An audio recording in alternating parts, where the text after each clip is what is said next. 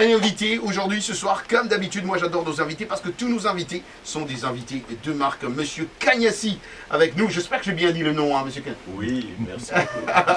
Monsieur Cagnassi, un grand plaisir de vous avoir dans ce studio. Vous êtes passé nous voir ici sur VO Afrique à Washington.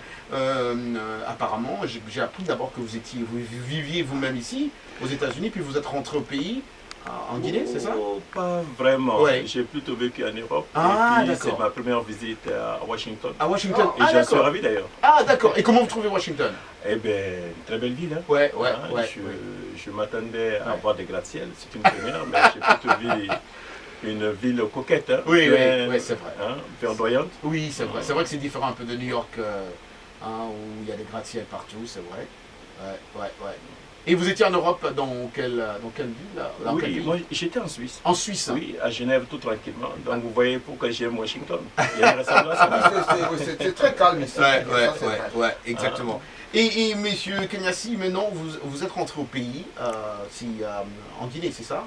Oui, en fait, Pour aller, actuellement, j'évolue, disons, sur le continent, mais particulièrement en Guinée. Oui. Donc l'idée, c'est de se répandre un peu partout en Afrique. Oui, après. en fait, on a les mêmes problématiques en fait, dans mon secteur en Afrique. Donc, et c'est de quel secteur Moi, je m'occupe du développement rural, surtout le volet production, l'agriculture, l'élevage et toute activité en fait, économique liée au monde rural. L'objectif que nous avons, c'est comment améliorer le quotidien de nos populations. Et Dieu seul sait que c'est possible parce que avec tout ce qu'il y a en fait comme technologie disponible, que ce soit la mécanisation abordable, hein, parce que la mécanisation existe depuis fort longtemps, mais dans nos pays, ça reste encore à désirer. Que ce soit les semences améliorées, que ce soit l'apport d'engrais, qu'on le veuille ou non, parce que c'est quand même important quand on parle de productivité. Donc, c'est comment structurer en fait ce monde rural. Donc, et en vivre, même en gagner de l'argent. Parce que nous, on ne parle pas forcément d'agriculture de subsistance ou d'autosuffisance. On parle même de l'agriculture pour s'enrichir. Avec cette jeunesse, c'est de leur faire voir qu'il y a une possibilité.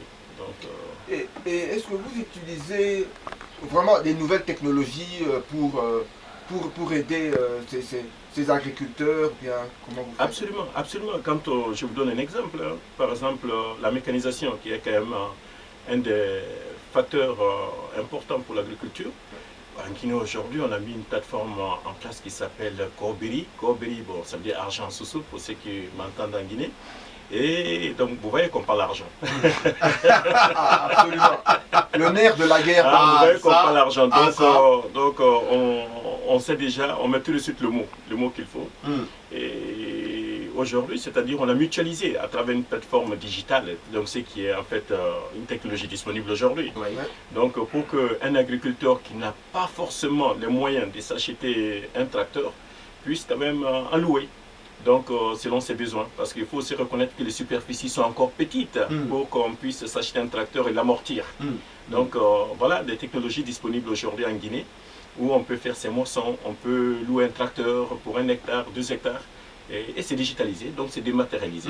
Donc, nous, les pays soi-disant qui avons des retards, avec la digitalisation, on peut franchir certaines étapes de développement assez rapidement.